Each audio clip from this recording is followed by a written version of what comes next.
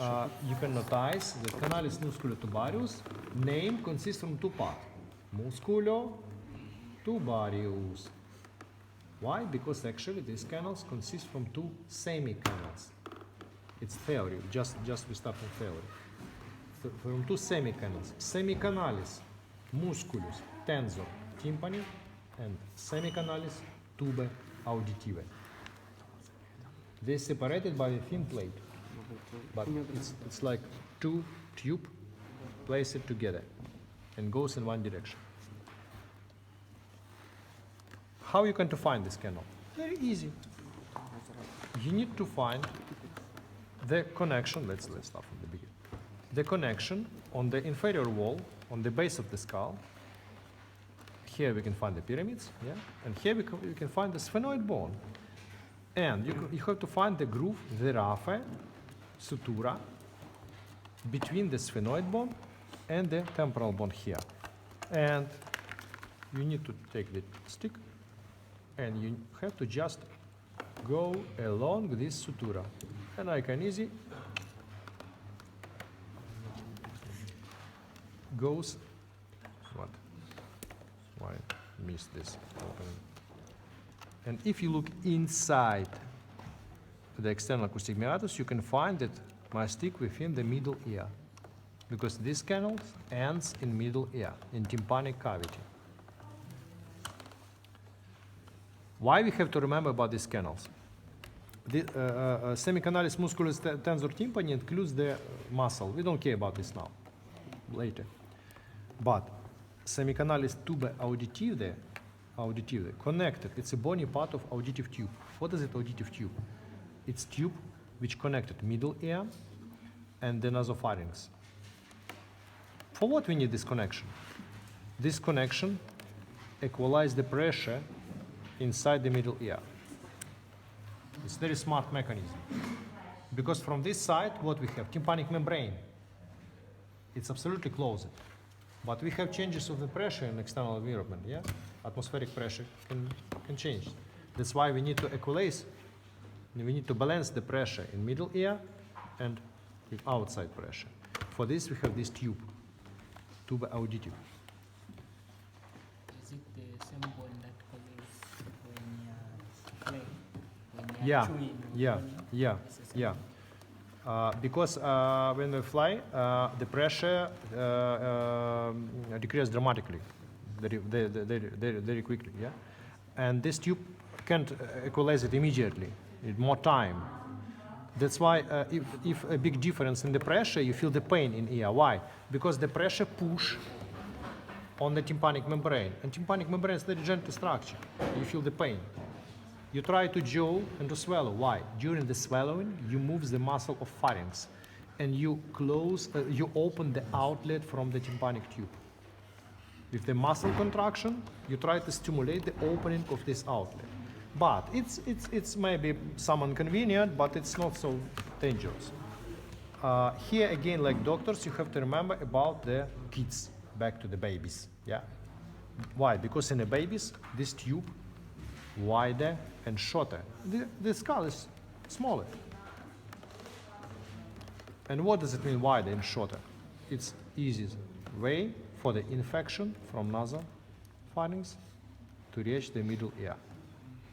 That's why even the mild nasopharyngitis in the kids can be complicated by the inflammation of the middle ear.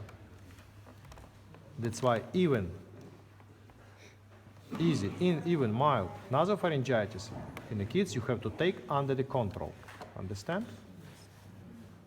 And why it's dangerous? Because before we talk about this, the middle ear inflammation can be complicated by the meningitis, yeah, and the pus can reach the mastoid process. We even didn't talk about the ossicles problem in these cases, because the purulent inflammation of the middle ear in the kids can destroy the auditory ossicles, and this can cause a big problem till the end of life. Okay, we're done with the musculotuberal canal. Next canal, it's canaliculus chorda tympani. Canaliculus chorda tympani, for very interesting nerve, for chorda tympani nerve. We don't care about this nerve, we'll be talking about this in the end of next semester. But the way of this canal. It starts deeper in foramen stylomastoideus. Here, somewhere here. Again,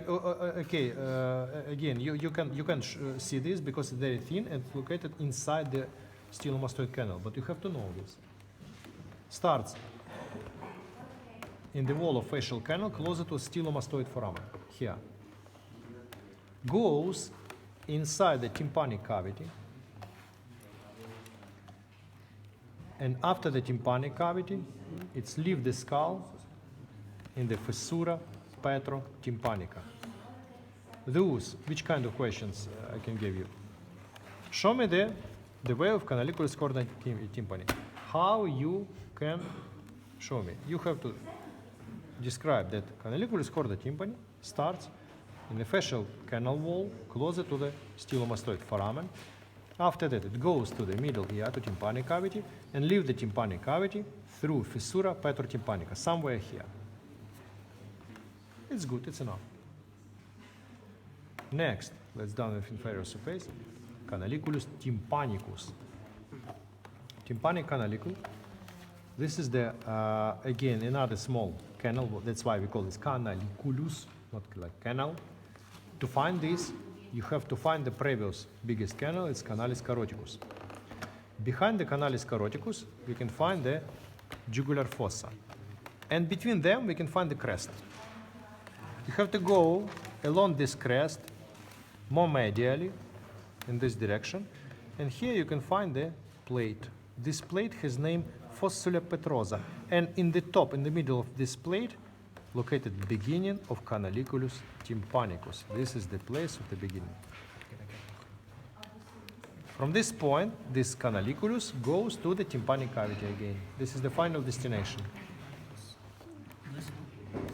Go to tympanic cavity, goes to tympanic cavity. It's a final destination for this canal. From this point to tympanic cavity. And last canals is two, as I told you, canalis nervi petrosi majoris and canalis nervi petrosi minoris.